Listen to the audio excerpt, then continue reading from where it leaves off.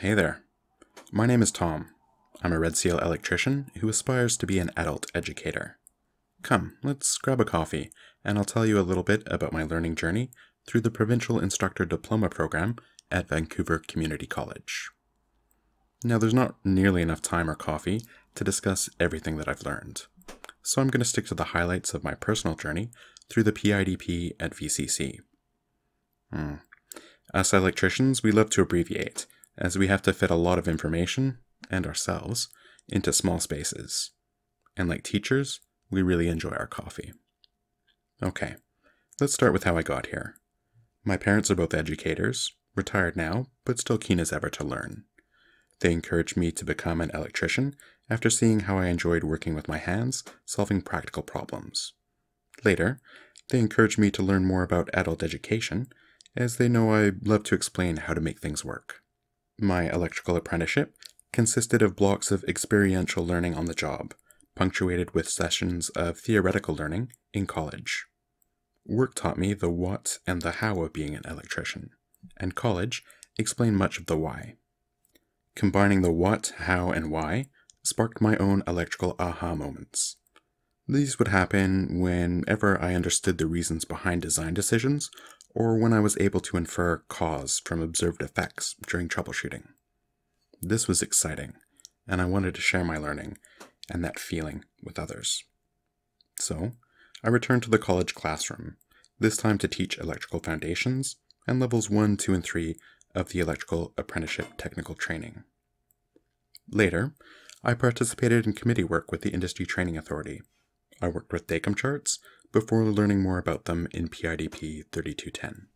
Back then, I knew the electrical curriculum, and my students enjoyed my classes, but I still had a lot to learn about effective teaching for optimal learning. I'm really grateful for my colleagues who mentored me in the lunchroom over cribbage games, and especially for their advice to enroll in the PIDP at VCC. At the same time, a fellow instructor, George, took me under his wing and introduced me to the marine electrical industry. As we worked on the Coast Guard vessels, we chatted about related college curriculum.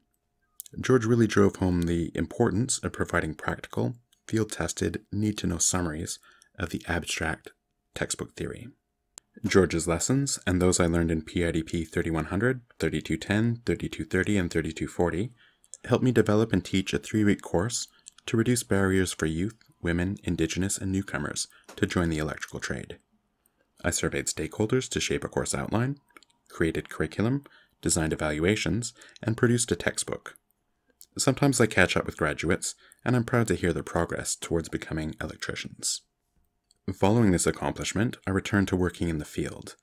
I continued my learning journey and chipped away at 3250, 3220, 3260, and 3270 while reflecting on my instructing experiences. So, what have I learned in PIDP? Volumes. Let's take a quick fly-through. Foundations of Adult Education introduced me to reflective practice, the ORID model. It's a focused way to reflect on ideas and prepare ways of instruction. This encouraged me to reflect on why I am doing what I am doing. I pondered, is there a better way? Considering my experiences both as a learner and as an instructor, I think about how I should approach education. As I learned new teaching lingo, I found that I naturally leaned towards cognitivism. Witnessing the eureka aha moment in my students as they grasp a difficult concept is very rewarding. But I'm a humanist too. I see that my students must be emotionally ready to learn, and I hope that they embrace the joys of lifelong learning. Curriculum development taught me about documents used in education, how to make them and effectively communicate teaching decisions to different audiences. I created lesson objectives, a DACM chart, a lesson plan, and a course brochure.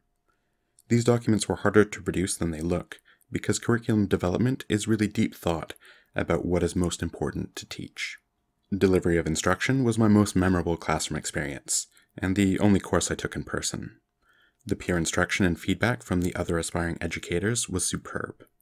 The live collective energy and the team building that happened is almost impossible to replicate with forum posts, readings, and emails, even on Zoom.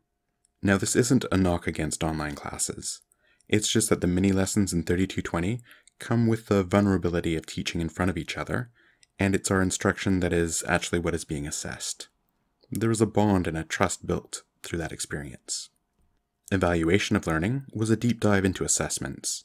I explored different ways to find out what my students have learned.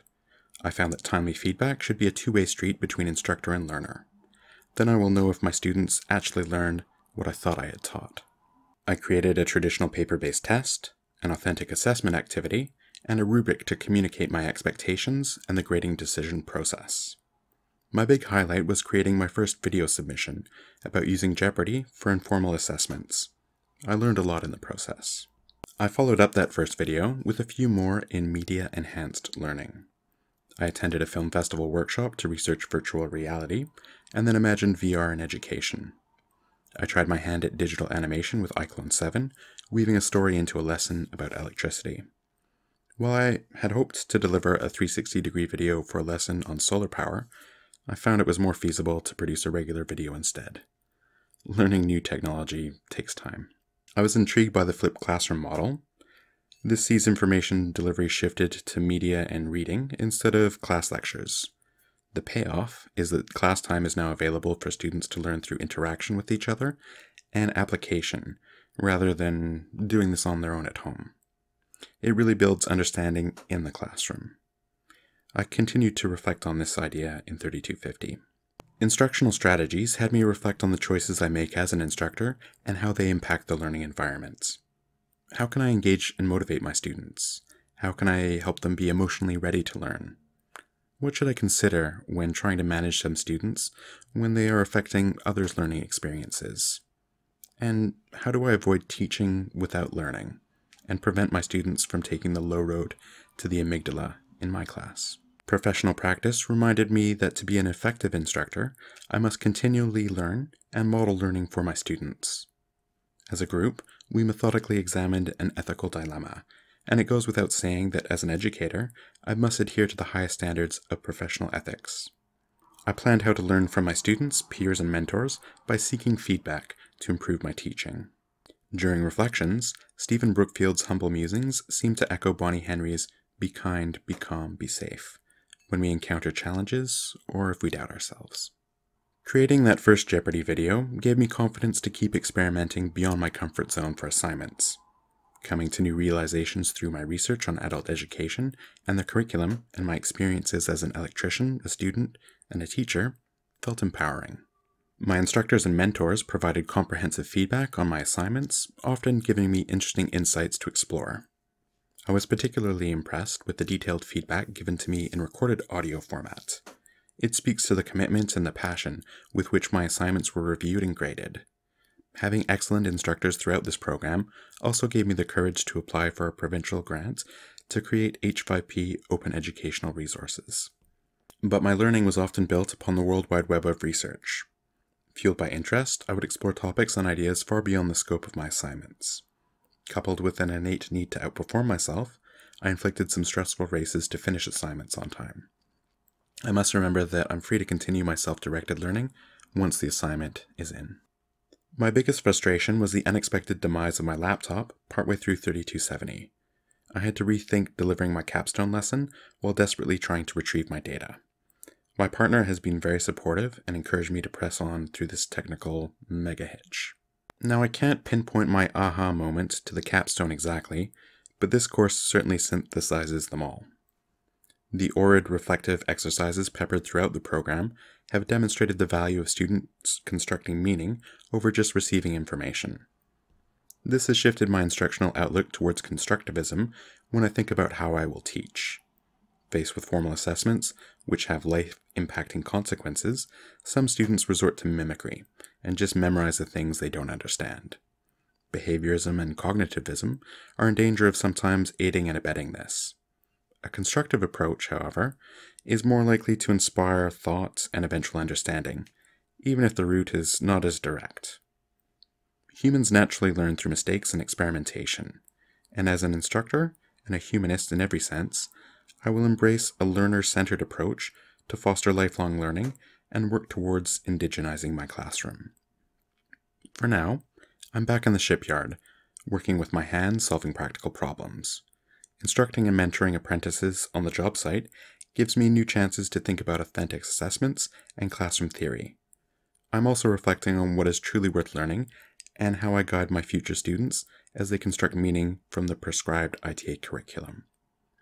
To aid this, I will continue on my journey of lifelong learning. I'll stay current, electrically speaking, through taking courses and reading publications. For my professional growth and education specifically, I'll seek out new mentors and peers by participating in events and courses hosted by BC Campus. I'm looking forward to the return of Shop Talk, an open space for trades faculty. I hope this will lead to new opportunities to collaborate with other instructors and create open educational resources for electricians as I continue to hone my multimedia making skills. Videos and interactive assessments are going to be increasingly important as information delivery moves out of the flipped classroom. Okay, well that's only an overview of my PIDP learning journey, but it's the end of our coffee. I hope you learned something. I certainly did. Thanks to my encouraging, inspiring teachers and a thought-filled constructivist PIDP curriculum. Many, many thanks, VCC.